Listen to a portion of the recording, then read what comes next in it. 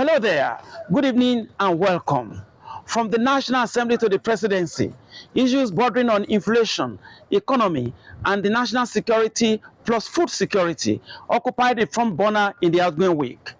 From the nation's federal capital, I am Adegboyega Arogbodo, and this is Abuja Dispatch. Let's start off with those stories that made up our news headlines in the outgoing week.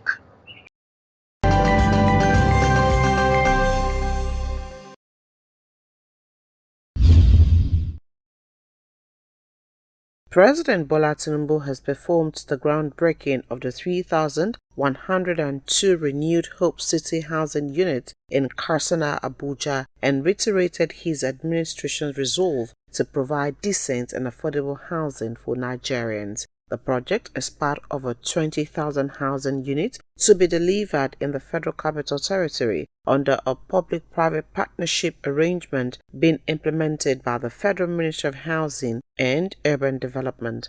The president said under this plan, integrated living communities that will redefine the essence of residential living for Nigerians nationwide will be built, emphasizing that his vision is to build dynamic, integrated and self-sustaining communities equipped with amenities to enhance the quality of living for residents.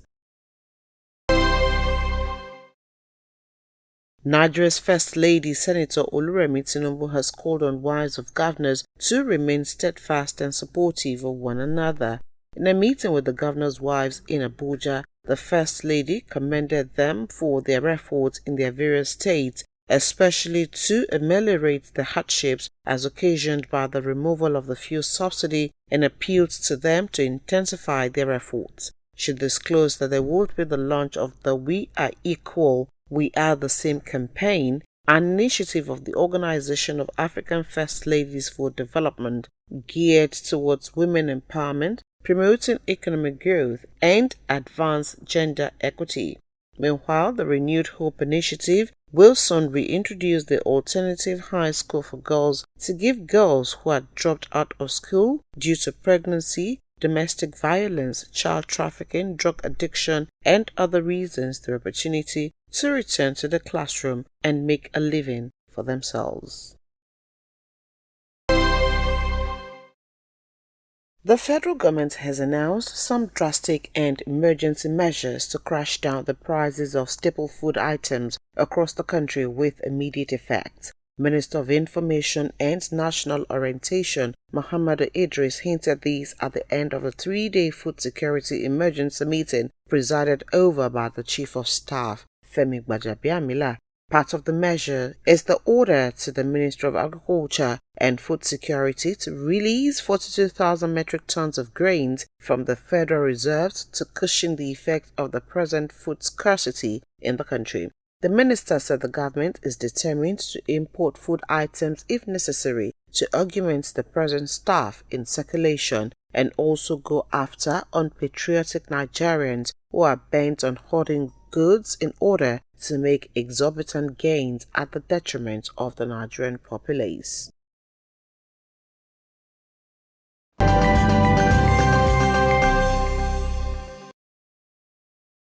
Welcome back. In the recent times, the Naira has been performing woefully against the notable foreign currencies. On Split Views, which is our next segment, we take a look at the nation's fiscal and monetary policies and how sustainable these policies are. Welcome to the Split View segment of our program, Abuja Dispatch. And tonight we are featuring the Chairman, Independent Media and Policy Initiative, Mr. Niji Akishiju. You're welcome to the program, sir. Pleasure. Thanks so much for having me. Now, we are looking at the financial and monetary sector in the country right now. Many people will keep on asking, how do we find ourselves where we are? What happened? Well, it's not exactly complex, but historical. We were bound to be where we are because we run an economy that is not appropriately modeled. Perhaps since the 1960s, since independence, we set out to be a welfare state where government is responsible for providing so many things free of charge, more or less. Education, health, and such others. By the 1970s, we added petroleum to it, so much that most petroleum products, diesel, PMS, kerosene, and all that, were also subsidized. You know, so and to manage to run this kind of economy model, you need a lot of money. You know, fortunately, when we added the subsidies, we went into the oil boom, so we had free money, you know, to spend. In fact, at that time, the headache was how we want to spend, not how we want to generate, you know. So, and while I support education, while I support health, because it talks to human development, but I am not exactly too enthused, you know, with subsidy for PMS, subsidy for consumption. Because, well, when it was introduced, it was supposed to be an interim intervention. It was supposed to be for a period of time. But before we know it, it became part of our economic model. So much that we spend hand money, you know, for consumption. So we divert what we were supposed to spend on capital, which would enhance our productivity and our production. We now spend it on consumption. You know, so when you consume, you know the outcome. It is not productive. Yes, it sustains you. You know, consumption of any sort, it sustains you, but it does not produce. So it got to a stage where we're doing more than 10 billion, you know, dollars to do that. And you can imagine how many roads, what capacity of power would have added, you know, to our power generation and power distribution, how many bridges would have built and so on. But that's the opportunity cost for what we are going through now. Now, you just mentioned something very critical to the present realities, the issue of forest shortages and all that. Now, the question is, does it mean that the economic policies, the monetary policies of the present government is not able to tame this, you know, uprising that we're having in the forex? You know, that's why I started with modeling, economic modeling. It is what this government is trying to do is to now correct the error of our modeling. You know, and in doing that, the market would adjust. So whereupon we are dependent so much on governments to do certain things. That's a part. Certain things like subsidizing our fuel consumption, the cost of our fuel consumption, subsidizing access to forex. Because what we have been buying a dollar over the years is not a true reflection of the dollar itself, you know. So whoever bought a dollar some 2-3 years ago, or since so many years ago, once you peg a dollar, you know, in a kind of economic like ours, it means that the state is subsidizing that dollar by a certain percentage. You know, so what this government is doing, to my mind, is to say, look, let us free up this artificial limitation, you know, or pegs that will give our dollar, that will even give our pricing of petroleum products. You know, so as a result of removal of that peg, the dollar became open to forces of demand and supply, which is, you know, the force of demand and supply takes you through a process that is called price discovery. That is the true price of that product. So that is what we are going through now. You know, we have a huge volume of demand and low volume of supply. So it's either we start taming our demand or we increase our supply to have an equilibrium. It is at that equilibrium that will determine the true price of forex, But that taming relates to what the CBN governor revealed some days ago, that we spend close to $40 billion on education and health, seeking education and health outside our shores. When we could have, we could have used those facilities that are in Nigeria and therefore saved up to $40 billion that have been taken out of this country. What had been demanded for manufacturing is about $16 billion, which I agree with. If we were taking $16 billion for raw materials and all that, is production, I wouldn't have had any issue with it. But education, health, if we are invested that money in our economy, on education, on health, it would have provided a lot of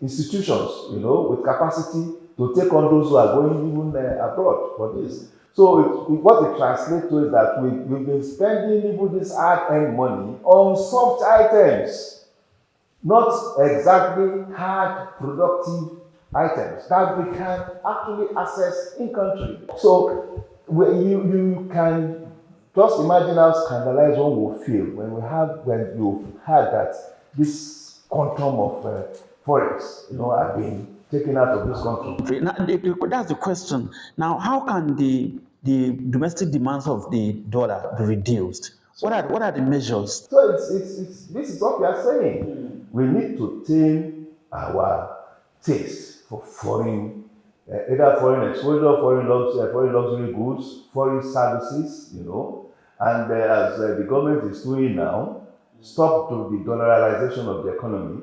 It had gotten to a state where in some part of the country, you pay dollar for your services. You pay dollar to rent houses, you pay dollar for school fee, you pay dollar for health, to access health in Nigeria.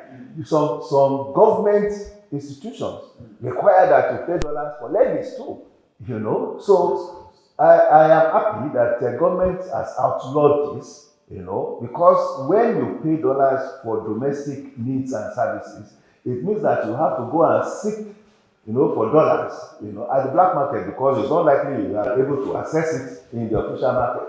So when you have your own demand at the black market, and they don't have the supply to offer you offer a higher price, and in offering a higher price, the value of your naira that you are offering me it declines, it devalues, it depreciates. So now that's why most of us will now say, dollar and naira are falling against the dollar, But the underlying truth is that we are asking more of dollar, and the more of dollar we ask for, the lesser the value of the naira that we realize.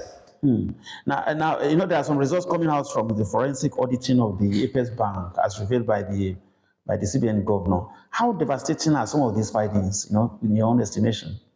Well, I am not given to conjectures. I'm a data-driven person.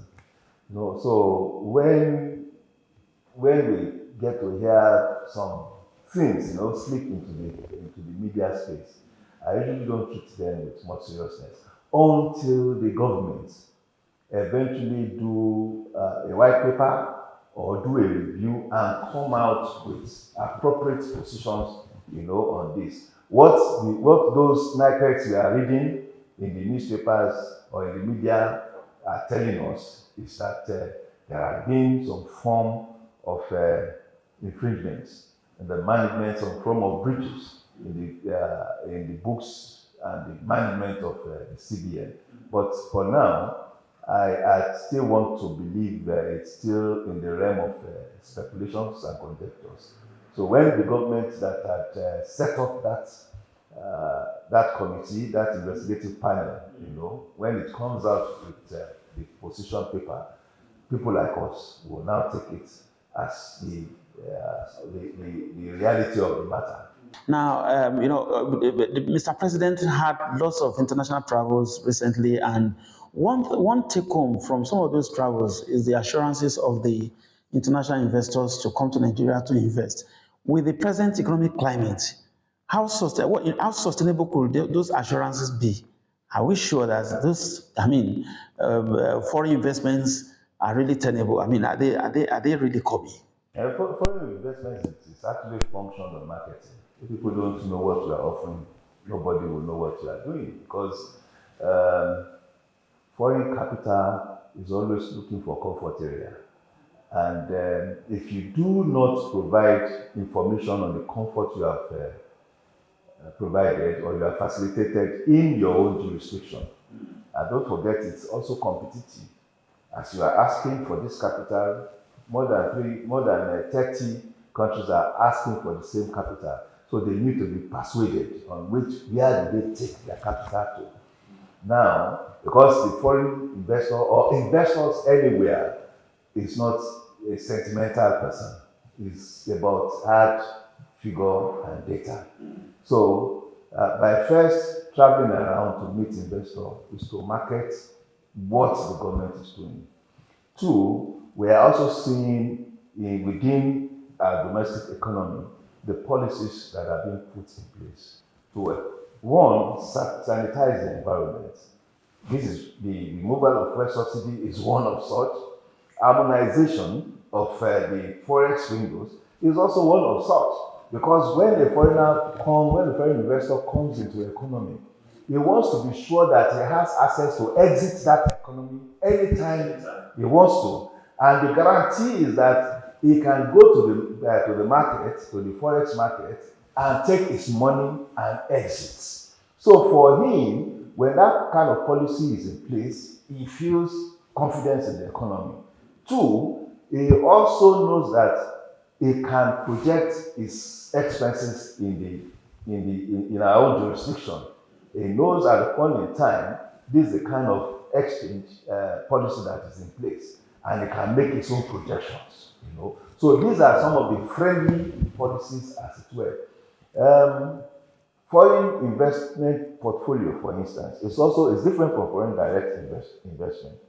Portfolio people will look at what is the interest that can be earned either from treasury bills, from bonds and all that. How comparable are these interest rates, fixed income earnings or yield to other countries or other jurisdictions?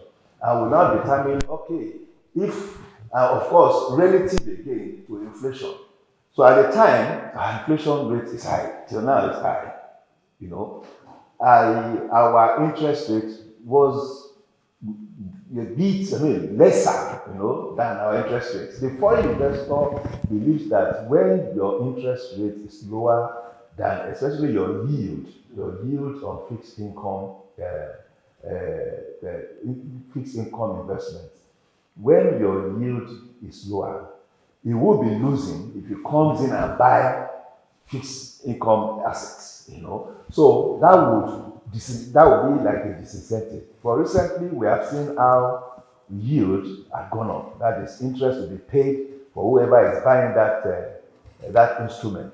It has gone up. I think of late, treasury bills yield had gone up to 19%. Now that is an incentive for foreign investors. And when foreign investors come in, they usually come in with dollars, euro, pounds, convertible currency anyway. And that one hacks to our foreign exchange reserve. It's always a pleasure having you on our platform. The Chairman, Independent Media and Policy Initiative, Mr. Niyi Akishiju, has been our guest tonight. Thank you for your time, sir. It's a pleasure always. Thanks so much for having me.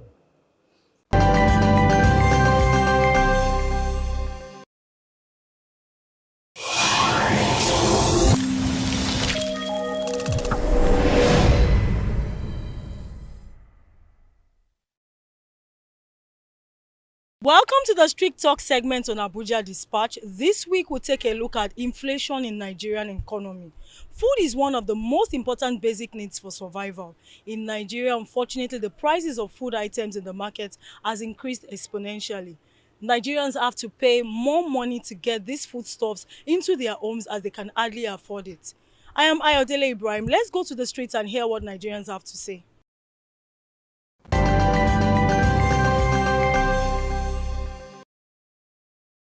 The government should look into the dollar issue and insecurity. Yes, because the farmers no longer go to the farm. So if they can look into these two things, insecurity and dollar, I think the inflation and everything will be a little bit down. So if we are trying to dodge it, we'll continue to face this. I even said in 2015 that time is coming that Nigerians will find it difficult to buy things in the market because the farmers are crying to go to farm. None of them can go to farm. Some of the prices, the increase is more than 100%. So I really don't know. It's God that will help us. We need the hand of God. Yeah, we need the hand of God. Humanly speaking, if not I'm positive, I could have said it's not going to be possible, but because there's nothing God cannot do. You know, no matter how situation is, the Bible says when you call him, or the word of God says when you call him, he will hear us. So definitely there will be a time God will answer us. He will definitely answer us. It's the only answer to our situation. Yeah, the government can do a lot to bring down the price or the inflation rate in the country. First of all, you see, we depend on this crude oil. We have a lot of crude, but yet we are still importing them. None of our refineries are working.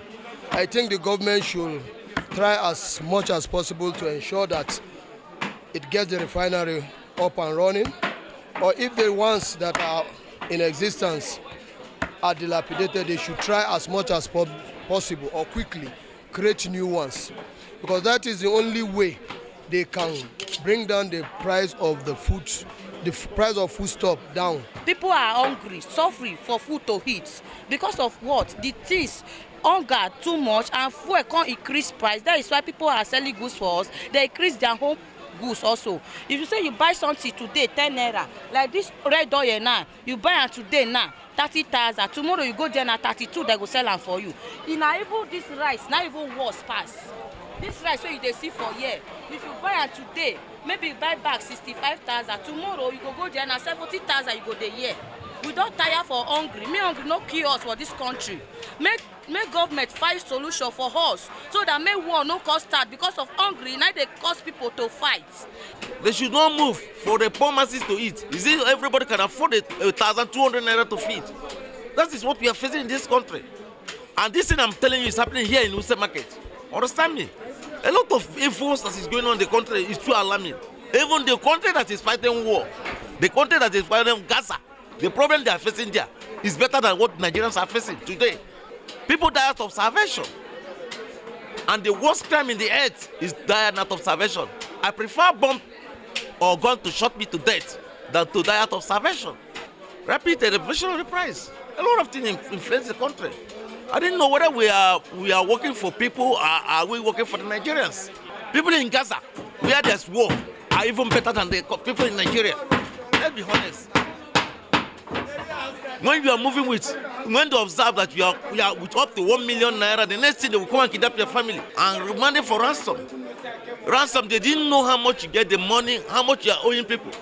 Nobody cares for that. And we say we have security. I want to call our attention and our good government, please, should be consider us. We are all together. We cannot run for our country, Nigeria. Nigeria is where we know ourselves. Nigeria is not where we met ourselves. And we are always praying to be better than tomorrow, by God willing. The Nigerian Bureau of Statistics states that the rise in food inflation on a year-to-year basis was caused by increase in the price of oil and fat, bread and cereals, potatoes, yam, and other food items. The palliative provided by the government did not even get to the common man. The conversation continues on all our social media platforms at Lagos Television and at LTV Socials. I am Ayodele Ibrahim.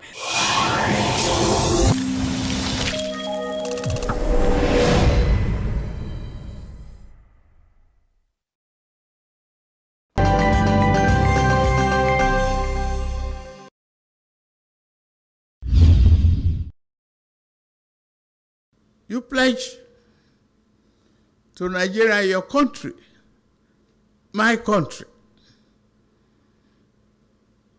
to be faithful, loyal, and honest, to serve Nigeria with all your strength. Every one of us love victory. We love to win. when you are positive and you are hopeful, Nigeria is winning.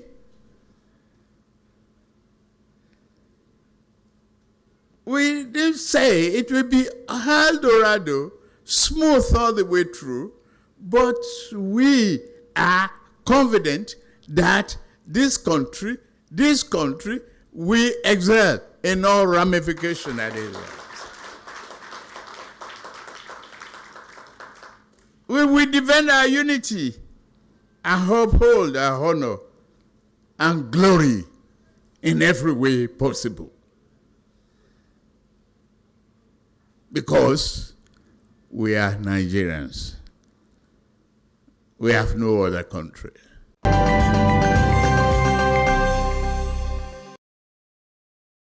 Thank you for sharing your moments with us this night on Abuja Dispatch. A week from now, we bring you another refreshing episode. Same time, same station. Adegboyega Arogbodo is my name. Have a good night.